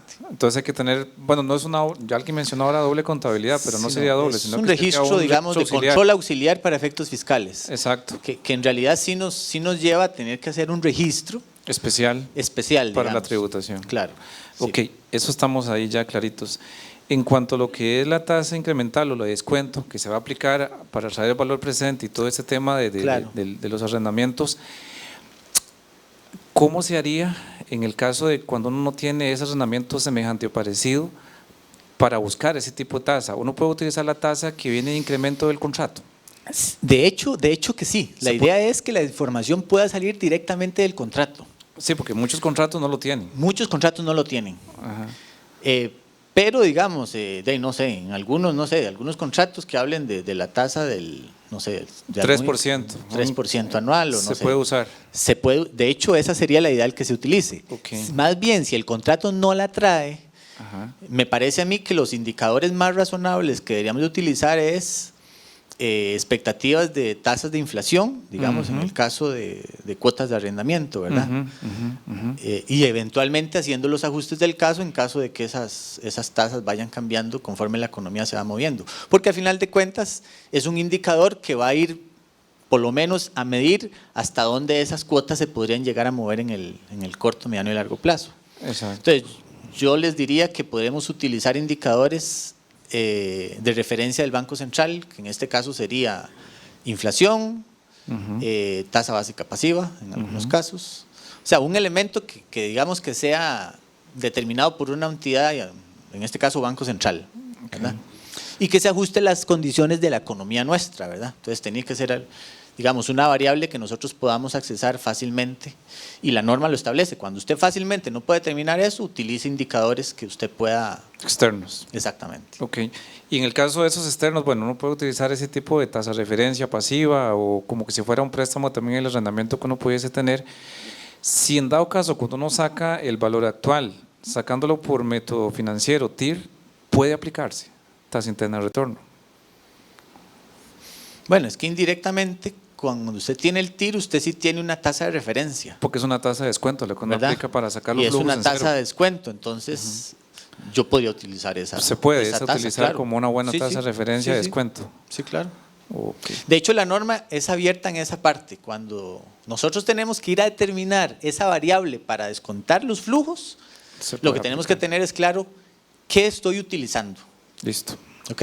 Perfecto. Para efectos de que el día que mañana un auditor me venga a revisar, es decir, yo estoy utilizando esta variable de referencia para hacer el descuento. Porque la norma no te exige que tiene que ser específicamente una variable así tácitamente Sí, dicha. no hay un modelo específico. No. Ok, perfecto. Si es una tasa implícita en la cuota. Y lo ideal es que trate de que sea algo lo más razonable posible, ¿verdad? Ok, perfecto. Y en la parte final, bueno, claramente ahora viendo el caso de NIC 16, que ya pasó, perdón, NIC 17, que ya pasó, ahora ley 16 y aplicando el decreto de tributación, es claro que hay que aplicar NIC 12 por ajuste de puesto de ganancias. Eso claramente, ¿verdad? Y que como insisto, ¿verdad? Eso es algo que ya de por sí debemos de estar haciendo desde que salió la figura en el 2006 de la operativa unción financiera. Solo que eso es una forma de saber que quien no tiene registrado impuesto de renta diferido, teniendo leasing, operativa unción financiera, es porque está haciendo los registros con base en la norma fiscal directamente. Porque eso debería de estar como un requisito sine qua non, ¿verdad? Si existe la norma, tiene que existir ese registro del impuesto de renta diferido. Claro.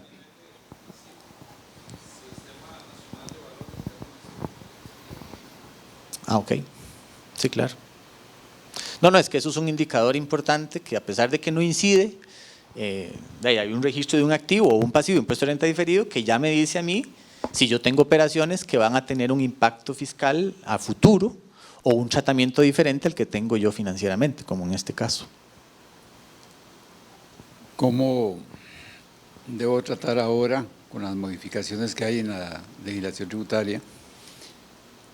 Si tengo un edificio y lo tengo alquilado, yo voy a cobrar el 13% más. Para el que lo tiene en uso, eso es si podría convertirse en un gasto, vamos, simplifiquemos y supongamos que no tiene nada más de impuestos que pagar, eso va a ser un 13%, va a ser un gasto para él. ¿Cómo lo va a tratar? Y después, como se excluyó o se está excluyendo los alquileres dentro del impuesto de renta normal y pasa a un sistema de rentas inmobiliarias con un gravamen totalmente diferente, ¿qué tratamiento tendría que darle yo a un contrato que tenga en este momento para esas condiciones? De hecho, muy buena su pregunta, porque efectivamente la norma tributaria a partir del 1 de julio cambia en dos cosas. Una es la entrada del IVA, que en principio en condiciones normales, eso debería ser un efecto neutro si yo soy contribuyente del IVA, porque el IVA que se me va a cobrar a mí, el arrendador, yo debería tener derecho a acreditarlo si yo vendo con IVA. Entonces eso no me va a afectar estado de resultados, solamente balance. Yo voy a tener un IVA por cobrar, un IVA por pagar y yo lo compenso, ¿verdad? El que va a tener una incidencia a nivel del valor, digamos, del contrato, a nivel de gasto, va a ser quien no pueda tener derecho a todo el crédito. Voy a poner un ejemplo. Una institución educativa que alquila el inmueble, que ellos van a vender servicios de educación a una tarifa reducida del 4%. Y el dueño del inmueble, diga que es un fondo inmobiliario, le va a cobrar al 13%. Entonces, automáticamente ellos no van a poder acreditarse más del 4%. Entonces, la diferencia entre el 13 y el 4, que es un 9%, va al costo. Eso me va a incidir porque el valor del contrato mío, eso es como si me incrementaran el gasto porque yo no voy a poderlo compensar. Digamos, ahí va a haber un tema. Bueno, y ya el contribuyente verá si resuelve eso cobrándole más a los papás que llevan a los niños a esa escuela o sacrificando parte de su margen de utilidad porque va a tener menos utilidad. Eso en cuanto al IVA, ¿verdad? O sea, pero por eso le digo que en condiciones normales debería ser neutral, salvo casos excepcionales como esos. Y lo otro que me parece a mí que es para efectos estrictamente fiscales, no financieros, que es lo que acabamos de ver, la fórmula en que vamos a calcular el impuesto de renta para las rentas del capital inmobiliario. Dentro de esas, la actividad de alquileres. Y en este caso, recuerde que eso le va a afectar a los arrendadores, ¿ok? Porque ellos son los que tienen que ir a declarar ahora esos ingresos de arrendamiento y calcular el impuesto de una manera diferente. Y vean que la norma que estamos hablando aquí es la que afecta al arrendatario. Entonces, al arrendatario no le afecta el cambio de modalidad en las rentas del capital inmobiliario, porque si yo soy una empresa que vende pañales y tengo un alquiler, al que le afecta es al dueño del inmueble, ¿ok? Pero si yo soy el que tengo el gasto de alquiler, aplico la norma financieramente, fiscalmente lo que corresponda, pero la declaración de las rentas de capital inmobiliario no me tocan a mí, le va a tocar al que tenga las rentas de capital inmobiliario.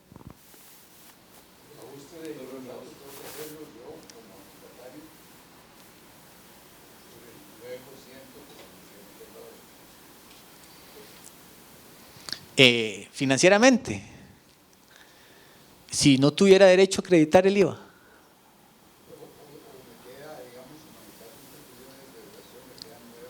Sí, por eso, en el caso que no puedas acreditar el IVA, sí, va a ser un incremento del costo automáticamente. Eso es como que me suban el alquiler. Es un incremento del costo. Es más, contable y financieramente y fiscalmente la norma le dice lleve eso al costo. O sea, es un aumento del alquiler disfrazado a través de una figura de un impuesto. Solo por la naturaleza de que la ley dice que usted tenía una tarifa diferenciada y ya automáticamente, pero sí es un incremento del costo.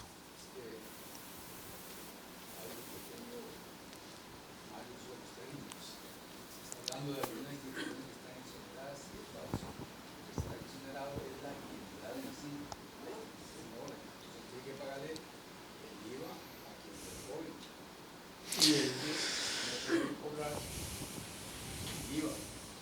Entonces es la actividad en sí la que está ordenada para los usuarios de esa actividad. Así es que en IVA no, es diferente a renta. ¿Verdad? En IVA lo que se graba son el bien y el servicio independientemente de quién lo venda o quién lo consuma. Yo escucho que dice, cuando la educación está exonerada, o el médico está exonerado, no está exonerado. No, es la actividad que él desarrolla, la que tiene una tarifa. Sí, en realidad el tema de las tarifas reducidas es el que va a generar en muchos casos un aumento en el costo, salvo exportadores, que ellos van a tener, venden exento de IVA, pero van a tener derecho al crédito. Si le vendo a zona franca también, si le vendo al Estado también, pero cualquier otro contribuyente que tenga tarifas del 2, del 4, bueno, con tema de canasta básica, que ha habido un tema, ese también va a ser otro tema. No, al Estado por inmunidad fiscal, yo no le tengo que cobrar IVA. Digamos, lo que quiero decir es esto, le va a cobrar una tarifa reducida del 2% a instituciones del Estado, pero por inmunidad fiscal yo voy a tener derecho a acreditarme el 13%. O sea, lo que le quiero decir es, hay tarifas reducidas que le van a dar derecho a acreditarse todo el IVA completo. Zonas francas, exportaciones y ventas al Estado. Entonces yo al Estado le vendo con una tarifa del 2, pero si a mí me costó 13 la compra del bien, me lo acredito todo. Entonces ahí lo que va a suceder es que algunos podrían generar saldos a favor si le vende mucho al Estado. Y ya el Estado verá cómo va a definir los procedimientos de devolución de sus impuestos, si es que los devuelve. Con una ventanilla expedita de devolución de impuestos que se supone que van a abrir. Por ciertos rentamientos a partir de julio también se ve afectado por el impuesto de renta. ¿Hay modificación? ¿En qué? En impuesto de renta. Bueno, eso no solo arrendamientos, todas las actividades que tengan ganancias de capital cualquiera. Eso va a envolver a todos los contribuyentes, inclusive personas físicas. De que antes no estábamos acostumbrados a que, claro, que tengan ahí una actividad, digamos, que sea habitual, ¿verdad? Pero ya cualquiera que venda un inmueble y genere una ganancia, antes con la venta de terrenos, que no se pagaba, ahora o va a pagar el 2.25 del precio o va a pagar el 15 del neto, o, perdón, el 15% de la ganancia capital o el 2.25 del precio de venta. Ese 2.25 va a aplicar para todos los activos que ustedes tengan antes de la entrada en vigencia. Ya después de ahí va 15% sobre la ganancia capital. Eso sí va a ser, digamos que eso es uno de los cambios más importantes que hay en la norma, porque ese impuesto, digamos que antes no todos lo estaban pagando, básicamente solo activos depreciables son los que estaban sujetos a la tarifa neta del 30%, según el artículo 8F de la ley de renta. David, disculpa, yo sé que ahí voy a reventar ya el tema porque con esto que acabas de decir, de inmunidad fiscal y zona franca y todo esto, ya es claro que entonces para ese tipo de gremios aplica prorrata. Es correcto. ¿Cierto? O sea, vamos a ver, verlo así, si yo vendo a zona franca, digamos que mi producto está grabado al 13 y yo le vendo ese producto a zona franca, yo a ellos se los tengo que vender con tarifa 0. Okay. Pero yo tengo derecho al 13. Total. Y si yo le vendo a otro contribuyente normal, le cobro el 13 y tengo derecho a 13, entonces no me aplica la prorrata, porque tengo derecho al 13. Igual, digamos, el exportador vende al 0 y tiene derecho al crédito. Si todo lo vende al exterior o le vende a un tercero grabado, va a tener derecho al 13 siempre, no le aplica prorrata.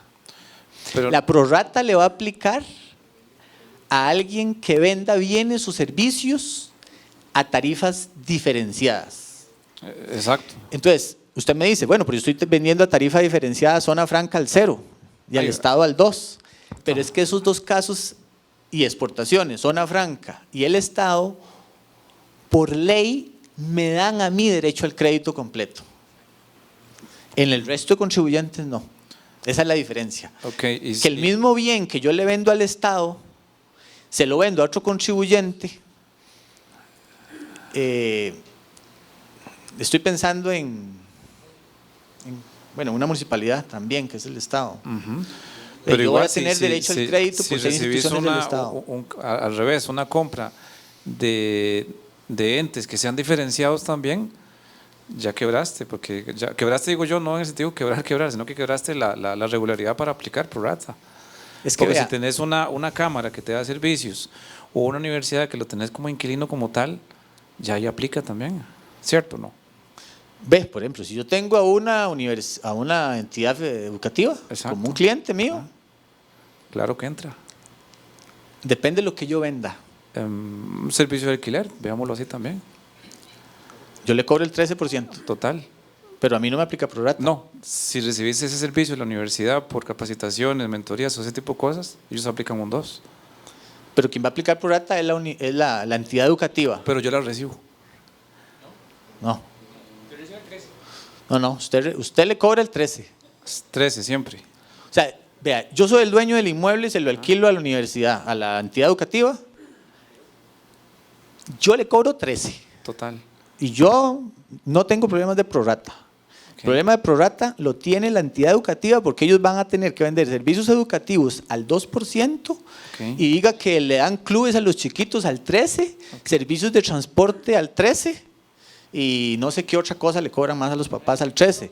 Entonces, servicios de comedor al 13%. Entonces, tiene servicios de comedor, transporte, clubes al 13% y servicios educativos al 2%. Ahí le aplica prorrata, porque el 13 que yo le cobré el alquiler no se lo va a poder acreditar íntegro, porque va a tener que ir a sacar proporcionalmente cuánto representa su tasa de acreditación, cuántos ingresos están al 2, cuántos están al 13 y proporcionalmente en función de eso va a sacar un factor de acreditación. Exactamente.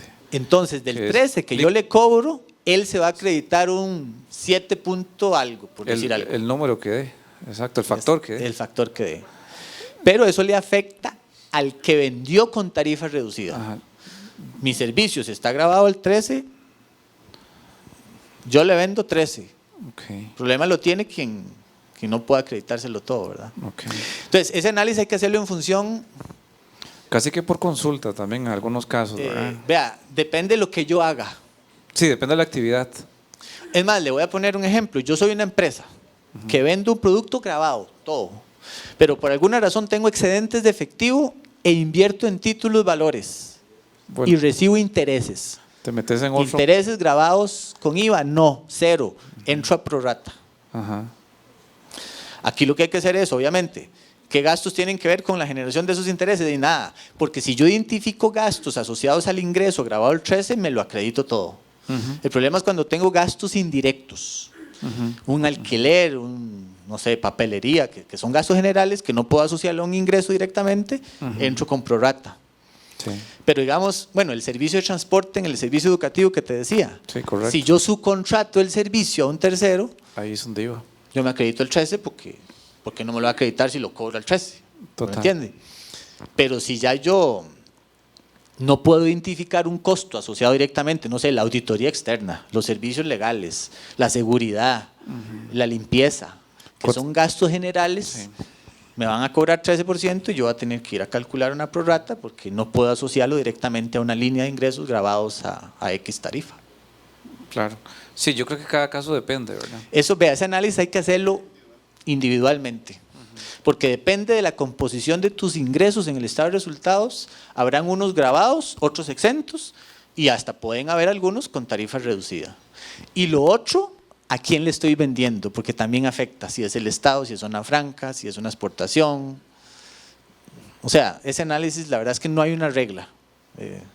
Está medio complejo. No, esa es otra, que el borrador, ha habido cambios entre una versión y otra.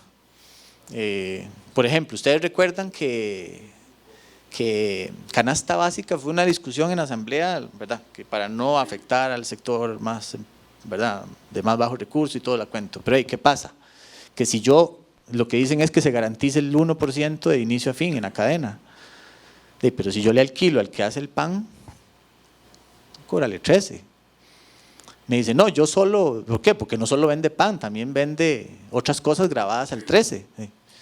Yo, o sea, ¿cuál proporción le va a cobrar? No, yo voy 13. Entonces él va a tener que ver, ¿y cuánto me acredito?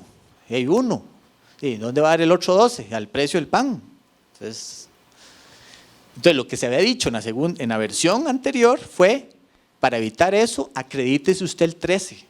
Usted que vende pan, aunque no tenga derecho, acredítese el 13. Entonces no le traslade eso al costo al cliente para que el pan quede en el mismo precio. Pero en la siguiente versión eliminaron ese párrafo. Entonces ahora estoy esperando que venga la otra versión para ver si eso lo van a modificar, porque si no, canasta básica otra vez se desarma otra vez. Tengo entendido que a final de mes aprueban el ya definitivo, ¿verdad? Eso dijo el director de tributación la semana pasada y esperamos que así sea. ¿Cree que para julio El jueves sacaron el primer borrador a consulta del de renta.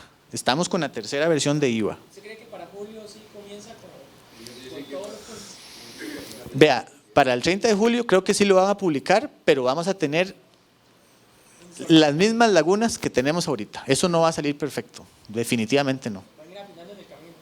A pura resolución, a pura consulta. Es más, hoy hemos hecho un montón de consultas sobre varias cuestiones del reglamento y nos han dicho, consulta no procede porque está, o sea, extemporánea, porque la ley no ha entrado en vigencia, entonces de portas se rechaza la consulta.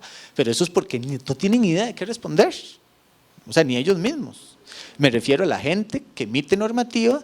¿Cómo va a emitir normativas si los reglamentos no los tienen claros? Que me imagino que es otra gente la que los redacta. Entonces ellos, así como para protegerse, le dicen, no, esa consulta no procede porque la ley no ha entrado en vigencia. Bueno, cuando entra en vigencia, el 2 de julio va la consulta y ahí sí no me pueden decir eso. Lo que hay que ver es, así es como se va a ir creando el criterio de tributación, ahí sí no les va a dar otra que contestar. Pero ahorita estamos en esa... O sea, hay una incertidumbre en muchos temas que... Señor. De NIF 16, sí, es que... Ahí nada más es como para dejar un poco más claro que digamos que queda un toque con la duda de el tema del arrendador, si aplica o no, porque, o sea usted dice que no hay gran variación, pero cuando nos presentó los asientos como que entendí que es opcional, entonces como que ahí quedé con la duda. No, en realidad al arrendador no está obligado a aplicarla, no está obligado. Ok, y eso es, o sea, que es que está tipificado así o... Así lo dice la norma tal cual. Ok, Luego yo tenía una duda, era con la excepción del plazo. Ajá, de lo del 12 meses. Ajá, los 12 meses. ¿La norma lo encajona así 12 meses o No. deja algo al aire para los contratos que es en renovación automática cada 12 meses? Vamos a ver, nada más dice plazos menores a 1 año. Ya lo que usted me plantea es que si yo puedo haciendo contratos renovables una vez cada año. A mí lo que me parece es que quizá el primer año uno pueda brincarse la norma, pero ya el segundo año, cuando yo veo que es el mismo contrato que fue renovado, un auditor financiero le va a decir, vea, mira, yo sé que el contrato era 1 año, pero la literalidad del contrato no es lo que la realidad económica está diciendo, porque si no sería muy fácil que todo el mundo haga contratos a 1 año para brincarse la norma, cuando en realidad va a ser difícil porque vas a tener que darle continuidad. Entonces, pero es que ahí quedaría un poco abierto, ¿no? Porque al final, nosotros somos auditores, entonces usted llega ahí donde el cliente y probablemente te va a decir, y es que en realidad es renovable, pero tal vez hasta cierto punto diga que en el futuro yo no tengo certeza de cuántos años voy renovando. Entonces, ahí, no sé. Sí, porque ¿cuál plazo iría usted a poner para hacer el descuento? si usted me diga que es a 1 año renovable automáticamente y no se diga qué plazo. Sí. complicado. Sí, es que eso sí está, sí, porque inclusive uno, ¿a qué plazo va a traer el valor presente si no está definido? Pero me parece que eso tampoco va a ser una justificación para yo decir que no me aplica la norma, porque yo sé que usted puede ampliar el plazo de los 12 meses. O sea, y más bien ahí queda, o sea, para mí sí queda expuesto, digamos, a que le reclasifiquen contablemente esas transacciones. Y a quedarse sin un respaldo jurídico solo por aplicarse la norma. No, y como te digo, el primer año uno puede jugársela, pero es que el segundo año lo renovó. Sí, ya, o sea, no importa que la norma no lo diga, ya usted lo renovó, ya el plazo no fue de 12 meses. Y más bien lo que le va a decir es, dígame cuánto es el plazo que usted espera quedarse, o póngalo contractualmente. Porque...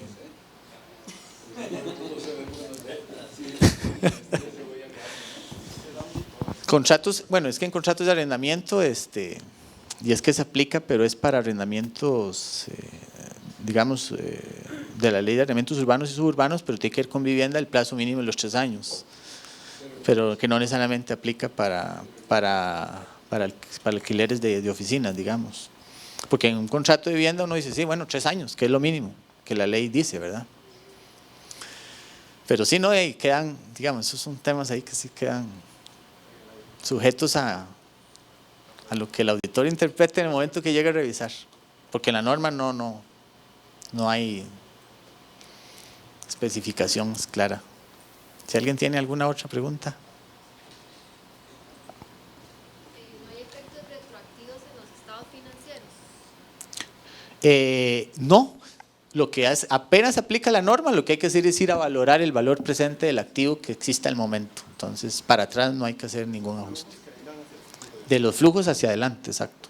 Sí, pero no hay un ajuste de periodos anteriores con la entrada en vigencia de la norma. Vamos.